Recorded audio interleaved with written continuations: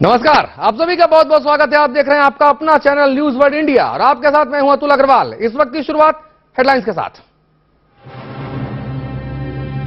भारत की पाकिस्तान को दो टूक, कहा पठानकोट हमले के सबूत हमने दे दिए हैं, अब करो कड़ी कार्रवाई। विदेश सचिव स्तर की बातचीत पर सस्पेंस बरकरार। पठानकोट के गुनाहगारों के खिलाफ 72 घंटों के भीतर कड़ी कार्रवाई कर सकता है पाकिस्तान। नवाज शरीफ की अगुवाई में इस्लामाबाद में हुई हाई लेवल मीटिंग। पठानकोट आतंकवादी हमले पर एनआईए ने सौंपी अपनी रिपोर्ट, कहा 4 बड़े ऑफिसरों की लापरवाही की वजह से एयरबेस तक पहुंच सके आतंकवादी। 2 एसएसपी, 1 डीआईजी और 1 आईजी को जिम्मेदार ठहराया। बीजेपी नेता सुब्रमण्यम स्वामी ने किया दावा, इसी साल दिसंबर में शुरू हो जाएगा अयोध्या में राम मंदिर का निर्माण कार्य। 2 दिनों के बाद पेश करेंगे एक्शन प्लान। पर्यटन मंत्रालय के ब्रांड एम्बेसडर से आमिर खान की हुई छुट्टी। अमिताभ बच्चन, अक्षय कुमार या फिर दीपिका पादुकोण ले सकते हैं जगह। और जम्मू कश्मीर के मुख्यमंत्री मुफ्ती मोहम्मद सईद नहीं रहे, प्रधानमंत्री नरेंद्र मोदी ने दी श्रद्धांजलि। महबूबा मुफ्ती हो सकती हैं जम्मू कश्मीर की अगली मुख्यमंत्री।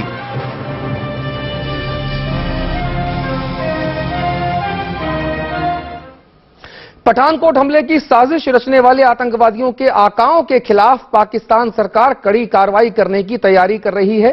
पाकिस्तान के प्रधानमंत्री मोहम्मद नवाज शरीफ ने आज राजधानी इस्लामाबाद में एक उच्च स्तरीय बैठक बुलाई। इसकी अध्यक्षता खुद पीएम नवाज शरीफ ने की। बैठक में पाकिस्तान के सुरक्षा सलाहकार जनरल जांजुआ के साथ कई बड़े मंत्रियों ने भी शिरकत की। इसे भारत के कूटनीतिक दबाव की एक बड़ी जीत के तौर पर भी देखा जा रहा है। पठानकोट हमले के दौरान पाकिस्तान के प्रधानमंत्री नवाज शरीफ श्रीलंका दौरे पर थे। वहीं से उन्होंने फोन कर प्रधानमंत्री श्री नरेंद्र मोदी को यह भरोसा दिलाया कि पठानकोट हमले के तार अगर पाकिस्तान से जुड़ने के सबूत मिले तो उनकी सरकार सख्त कार्रवाई करेगी। लगता है शरीफ अपने वादे को अमली जामा पहनाने की तैयारी में जुट गए हैं। पाकिस्तानी मीडिया की खबरों के मुताबिक नवाज शरीफ ने इस्लामाबाद में एक हाई लेवल मीटिंग बुलाई, जिसमें उनकी सरकार के कई मंत्रियों के अलावा उनके राष्ट्रीय सुरक्षा सलाहकार नसीर खान जांजुआ भी मौजूद थे। खबर है कि शरीफ ने अपने एनए से जांजुआ से भारत की तरफ से दिए गए सबूतों पर फौरन कार्रवाई करने के लिए कहा है। यह भी बताया जा रहा है कि शरीफ ने 72 घंटों के अंदर कार्रवाई करने की बात कही है। इधर भारत ने कहा है कि अब गेंद पाकिस्तान के पाले में है। Ball is now in Pakistan court. The immediate issue in front of us is Pakistan response to the terrorist attack and the actionable intelligence that has been provided. इससे पहले राष्ट्रीय सुरक्षा सलाहकार अजीत डोभाल ने अपने पाकिस्तानी समकक्ष से बात की थी और पठानकोट हमले के पीछे जैश का हाथ होने के सबूतों की जानकारी दी थी। डोभाल ने जांजुआ को बताया था कि पाकिस्तान में बैठे 3 हैंडलर्स पठानकोट में आतंकियों को निर्देश दे रहे थे। हैंडलर्स के नाम थे अशफाक अहमद, हाफिज अब्दुल शकूर, कासिम जान। आतंकियों के तीनों हैंडलर्स जैश के सरगना मसूद अजहर के इशारे पर काम कर रहे थे। भारत ने पाकिस्तान को आतंकियों की बातचीत की ट्रांसक्रिप्ट भेजी है। पाकिस्तान को जगहों की तस्वीर भी मुहैया करवाई गई है जहां हमले की प्लानिंग की गई थी। सूत्रों के मुताबिक भारत ने पाकिस्तान से कहा है, अगर आतंकियों के आकाओं पर पाकिस्तान कार्रवाई नहीं करता है तो दोनों देशों के बीच होने वाली सचिव स्तर की बातचीत खतरे में पड़ सकती है। Team news world India. उधर पठानकोट पर हुए आतंकवादी हमले के बाद जांच पड़ताल कर रही नेशनल इन्वेस्टिगेटिव एजेंसी यानी एनआईए ने केंद्रीय गृह मंत्रालय को अपनी शुरुआती जांच रिपोर्ट सौंप दी है। एनआईए की प्रारंभिक रिपोर्ट के मुताबिक पंजाब पुलिस के 4 बड़े ऑफिसरों की घोर लापरवाही की वजह से आतंकवादी पठानकोट एयरबेस तक जा पहुंचे थे। एनआईए ने पठानकोट और गुरदासपुर के एसएसपी, 1 डीआईजी और 1 आईजी को जिम्मेदार करार दिया है। गृह मंत्रालय को सौंपी रिपोर्ट में एनआईए ने पंजाब पुलिस में कई स्तरों पर लापरवाही की बात कही है। एनआईए के मुताबिक आतंकियों की खबर मिलने के बाद भी पंजाब पुलिस ने कार्रवाई नहीं की। पठानकोट और गुरदासपुर के एसएसपी और बॉर्डर रेंज के आईजी और डीआईजी ने लापरवाही से काम किया। इस बात की भी जानकारी मिली है कि 1 जनवरी की रात जब 6 आतंकी एयरबेस कैंपस में दाखिल हुए, उस वक्त उनके घुसने की जगह पर फ्लड लाइट बंद थी। एयरबेस की दीवार से सटे यूकेलिप्टस के पेड़ से रस्सी मिली है, जिसका इस्तेमाल कर आतंकी 11 मीटर ऊंची दीवार फांद गए। दीवार पार करने के लिए आतंकियों ने कटीली तारें काटी। मौके से दस्ताने और टोपी बरामद किए गए हैं। आतंकी अपने साथ 50 किलो विस्फोटक, 30 किलो ग्रेनेड और AK-47 जैसी राइफल लेकर घुसे थे। एयरबेस कैंपस में घुसने से पहले आतंकियों ने पंजाब पुलिस के अफसर सलविंदर सिंह की गाड़ी का इस्तेमाल किया और एयरबेस की दीवार से कुछ ही फासले पर अफसर की गाड़ी छोड़ी थी। गुलपुर सिमली गांव में एसपी सलविंदर सिंह और उसके रसोइयों को फेंकने के बाद, जैसा कि सलविंदर सिंह कह रहे हैं, एसपी की गाड़ी इस खेत में खड़ी मिली। ये अकालगढ़ गांव का खेत है। अकालगढ़ गांव से 400-500 मीटर दूर ये खेत है और वहां से कच्चा रास्ता आता है इस खेत तक। ये गाड़ी के टायर के निशान भी लगे हुए हैं। पठानकोट हमले को लेकर कई गंभीर सवाल उठाए जा रहे हैं। पक्के इंटेलिजेंस इनपुट के बावजूद आतंकी सीमा पार से कैसे घुस आए? NIA अलर्ट के बाद भी एयरफोर्स स्टेशन की सुरक्षा क्यों नहीं बढ़ाई गई? सलविंदर सिंह की गाड़ी अगवा होने के बाद सुरक्षा एजेंसियों ने फौरन कार्रवाई क्यों नहीं की? हमले से पहले की रात आतंकियों के 4 फोन कॉल्स इंटरसेप्ट करने के बाद भी लापरवाह क्यों रहे? इस बात की भी जानकारी मिली है कि जुलाई में गुरदासपुर में हमला करने के लिए जिस रास्ते का इस्तेमाल आतंकवादियों ने किया था, पठानकोट के हमलावरों ने भी उसी रास्ते से घुसपैठ की, लेकिन BSF और पुलिस कुछ न कर सकी। आतंकियों का रास्ता सील नहीं किया गया। SP से छीनी हुई कार हमले की जगह से कुछ दूरी पर ही छोड़ी गई थी। आतंकियों के पास से AK-47 rifle, under barrel grenade launcher, 52 mm mortar rifle और GPS सुविधाओं से लैस भारी सामान थे, जिन्हें लेकर वो एयरबेस में घुसे।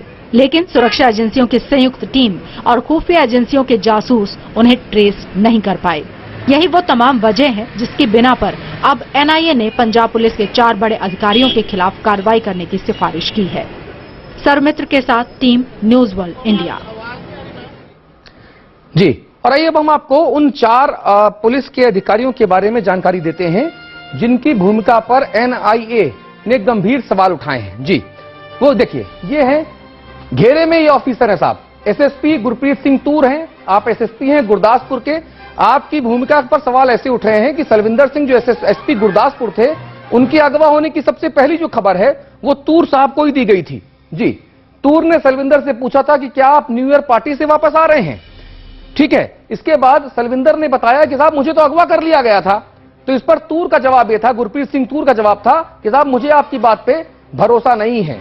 तो ये SSP गुरदासपुर थे जो घेरे में हैं NIA की रिपोर्ट में। आलोकनाथ आंगरा साहब हैं, आप IG हैं बॉर्डर रेंज के, और आपको भी घेरे में रखा गया है, संदेह के घेरे में रखा गया है। और आंगरा साहब की भूमिका यह है कि सलविंदर के साथ रात को ही घटना की सूचना सुबह 8 बजे के आसपास आंगरा को दी गई। फिर भी आंगरा ने मौके पर जाने की जहमत नहीं उठाई, ना ही अलर्ट जारी किया। बस घटना से पहले उन नाकों की चेकिंग भी बंद करवा दी जिससे आतंकवादी गुजरे थे। तो ये अपने आप में जो है बहुत बहुत बहुत गंभीर सवाल उठा रहे हैं। अच्छा, आंगरा साहब का दावा था कि उन नाकों से रिश्वतखोरी की लगातार शिकायतें मिल रही थीं।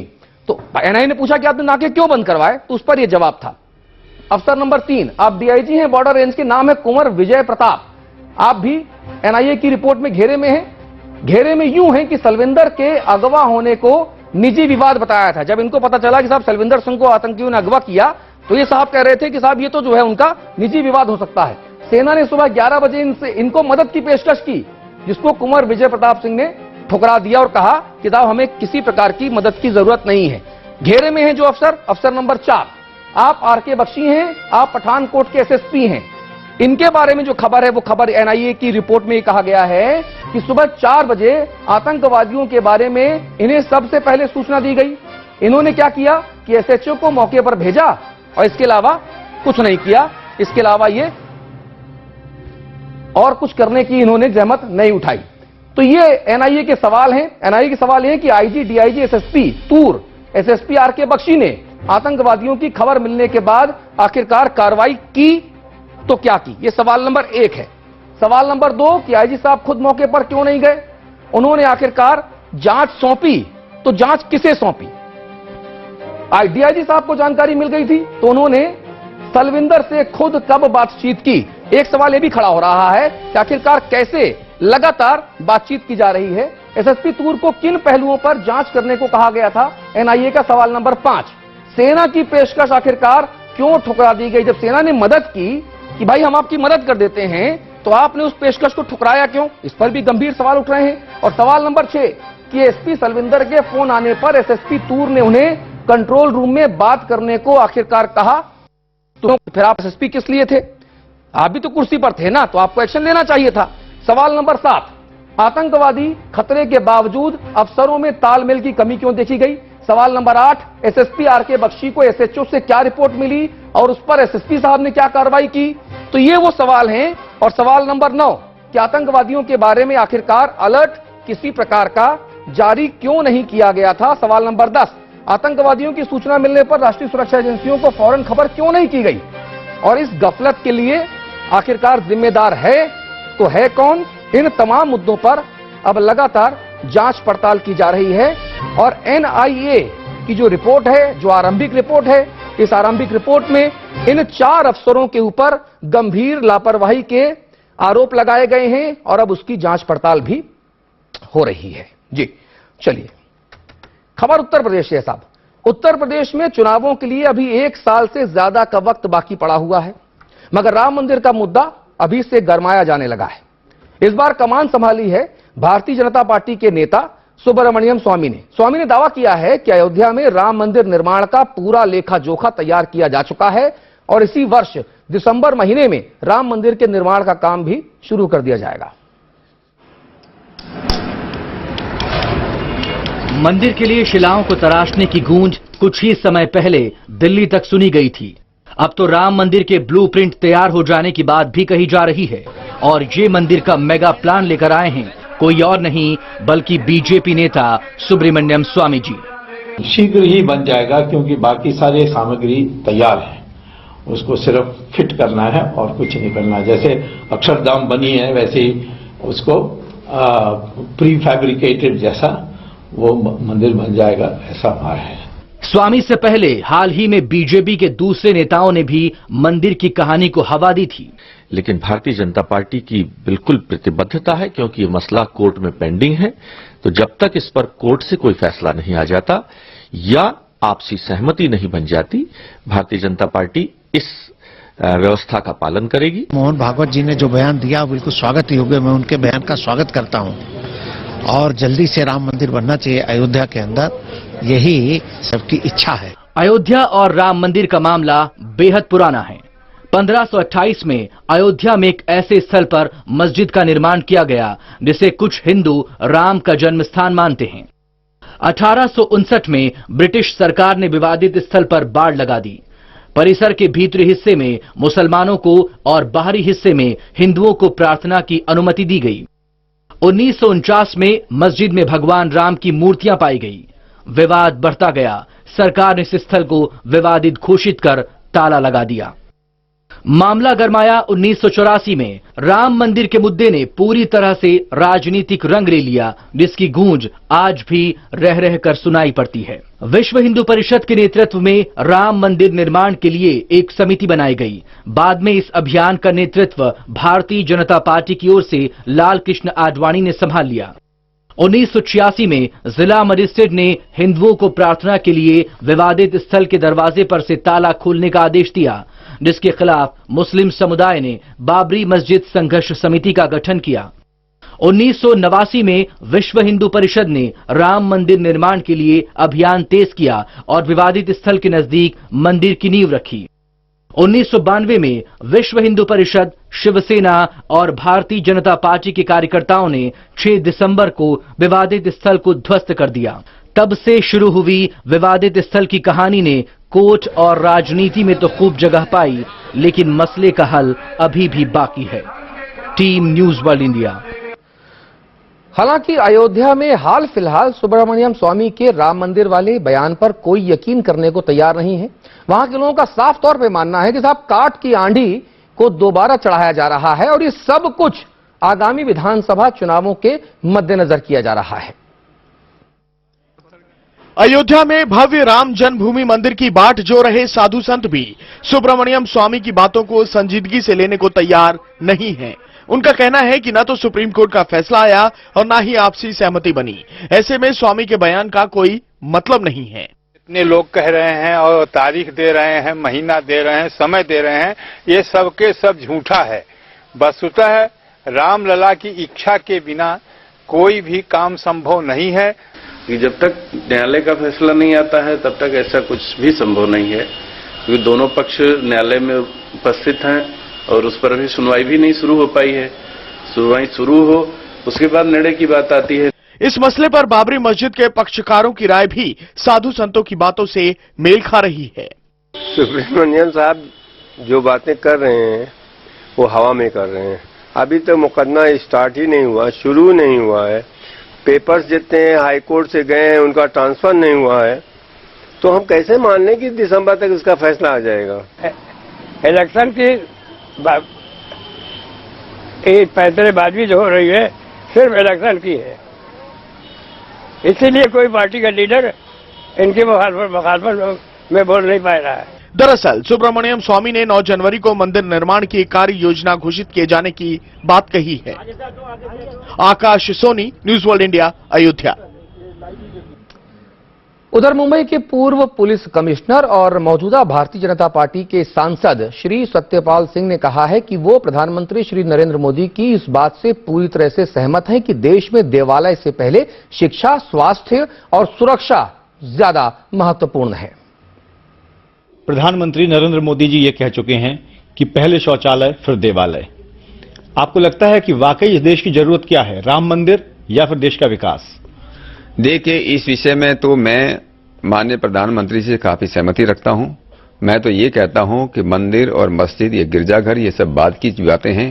पहले इस देश के अंदर शिक्षा चाहिए, इस देश के अंदर स्वास्थ्य चाहिए और इस देश की सुरक्षा चाहिए। और इस देश की अगर स्वास्थ्य चाहिए तो स्वास्थ्य के लिए शौचालय भी बहुत जरूरी है। जी, आइए अब हम आपको समझाते हैं कि आखिरकार ये जो पूरा विवाद है, ये विवाद है क्या और तारीख के हिसाब से इस विवाद में क्या क्या पक्ष जो है लगातार जुड़ रहे हैं। जी, अदालती सफर देखिए आप सब।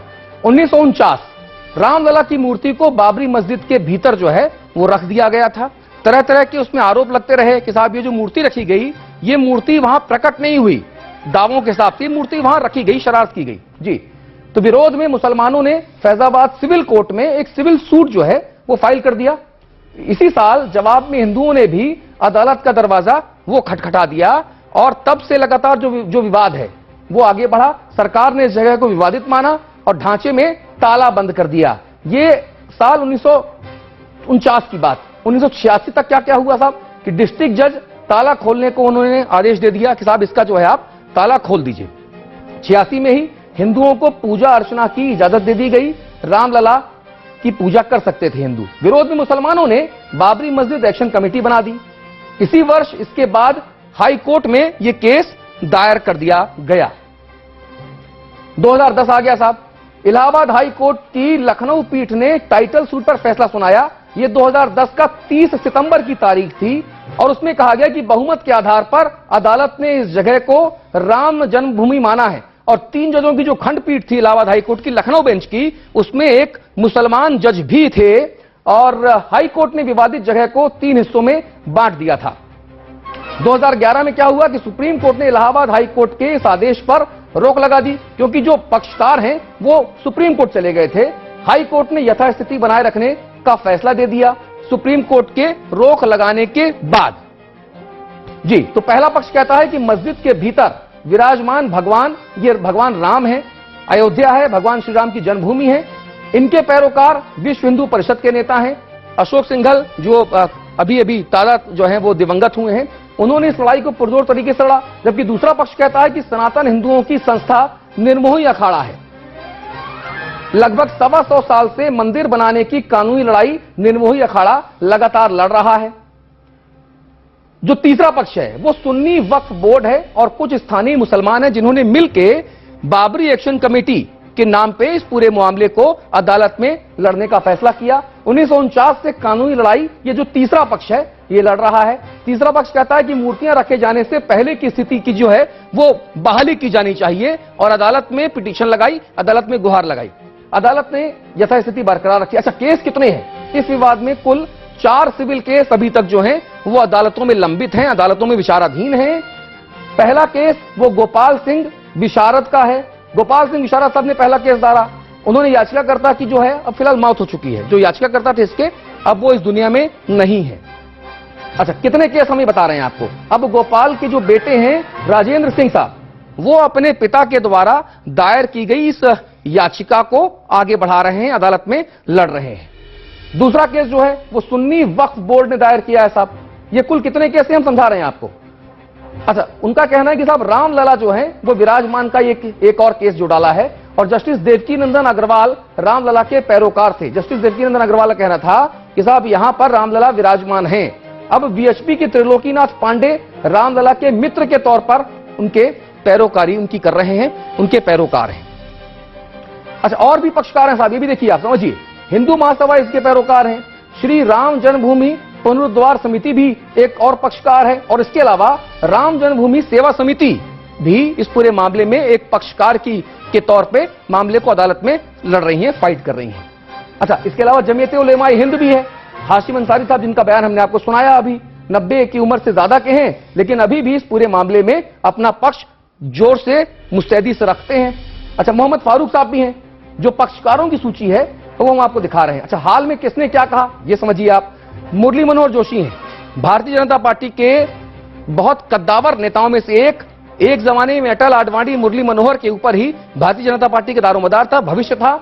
हालांकि आजकल फिलहाल मार्गदर्शक मंडल में है। इनका कहना है कि राम मंदिर का जो निर्माण है, अच्छा, मोहन भागवत साहब कहते हैं कि राम मंदिर जो है वो बनाना हमारा एक भव्य लक्ष्य है, और राम मंदिर हम जरूर बनाएंगे क्योंकि ये देश की आस्था का मामला है। विनय कटियार कहते हैं कि मोदी के कार्यकाल में ही राम मंदिर बनेगा और जरूर बनेगा, जबकि नीतीश कुमार कहते हैं कि साहब रामलला हम आएंगे, मंदिर वहीं बनाएंगे, लेकिन तारीख नहीं बताएंगे। भारतीय जनता पार्टी का ये केवल एक ढकोसला है चुनावी।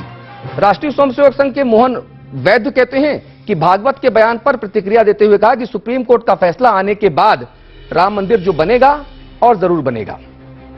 सुब्रमण्यम स्वामी ने सब के ऊपर लीड हासिल कर ली। उन्होंने कहा कि साहब दिसंबर में इसी साल ये मंदिर का काम शुरू हो जाएगा, और 2 दिन के भीतर मैं मंदिर का काम कैसे शुरू होगा उसका एक्शन प्लान भी सार्वजनिक कर दूंगा। तो इसके बाद लगातार जो है वो वाद विवाद की स्थिति बनी हुई है। इधर दिल्ली विश्वविद्यालय में राम मंदिर मसले पर एक सेमिनार के आयोजन को लेकर बखेड़ा खड़ा हो गया साहब।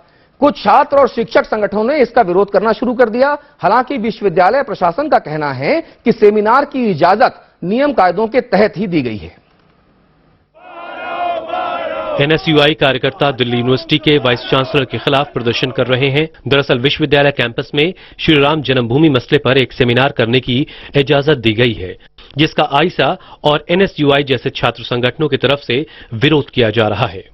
बहुत शर्म आती है मुझे कि हमारे जो वाइस चांसलर हैं ऐसे कार्यक्रम को आगे बढ़ा रहे हैं, और एनएसयूआई ने हमेशा ही इसका खंडन किया है, प्रोटेस्ट किया है, और आगे भी हम इसके लिए हमेशा प्रदर्शन करते रहेंगे। हालांकि विश्वविद्यालय की दलील है कि सेमिनार के विषय से उसका कोई लेना देना नहीं है। प्रोग्राम के लिए जगह को बुक किया गया है जो बाहर के लोगों के लिए उपलब्ध रहती है। विवाद बढ़ता देख सियासत भी शुरू हो चुकी है। क्या दिल्ली यूनिवर्सिटी में बाबरी मस्जिद और मुंबई राइट्स, गुजरात राइट्स, एहसान जाफरी के कत्ल के पर सेमिनार की इजाजत देंगे? हमको दीजिए हमको सेमिनार, फिर हम गुजरात राइट्स पे करेंगे दिल्ली यूनिवर्सिटी में। दरअसल 9 जनवरी से डीयू में श्री राम जन्मभूमि मंदिर उभरता परिदृश्य विषय पर 2 दिनों के सेमिनार का आयोजन किया गया है। इसका आयोजन अरुंधति वशिष्ठ अनुसंधान पीठ की तरफ से किया जा रहा है। एवीएपी एक रिसर्च ऑर्गेनाइजेशन है जिसकी स्थापना वीएचपी नेता अशोक सिंघल ने की थी। Team news world India, Delhi. खबर दिल्ली से है साहब। केजरीवाल सरकार के द्वारा राजधानी दिल्ली में लागू किए गए ऑड इवन फॉर्मूले को लेकर अलग अलग राय सामने आई हैं।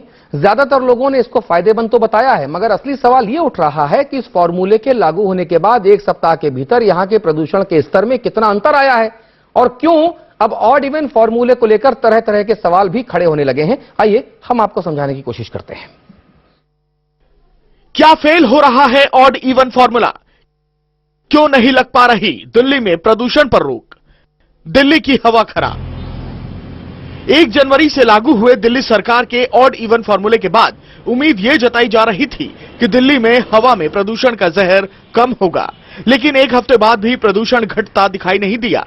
ऑड इवन नियम लागू होने के पहले 31 दिसंबर को दिल्ली में प्रदूषण का औसत स्तर 384 था, जो 1 जनवरी को बढ़कर 391 हो गया। 4 जनवरी को ये खतरनाक स्तर 429 तक पहुंच गया। 6 जनवरी को यह स्तर 356 पर रहा, यानी प्रदूषण में कोई कमी नहीं हुई। हवा को प्रदूषित करने में सबसे बड़ी भूमिका है PM 2.5 कणों की। ऑड इवन फॉर्मूला लागू होने से पहले 31 दिसंबर को द्वारका में PM 2.5 का स्तर 374 माइक्रोग्राम प्रति मीटर क्यूब था, जो 6 जनवरी को 359 रहा। मंदिर मार्ग में PM 2.5 का स्तर 31 दिसंबर को 339 था, जो 6 जनवरी को बढ़कर 445 पहुंच गया। आनंद विहार में भी PM 2.5 का स्तर लगातार बढ़ रहा है। 31 दिसंबर को यह स्तर 453 था, जो 6 जनवरी को बढ़कर 484 माइक्रोग्राम प्रति मीटर क्यूब हुआ। वहीं आरके पुरम में यह स्तर 31 दिसंबर को 398 था।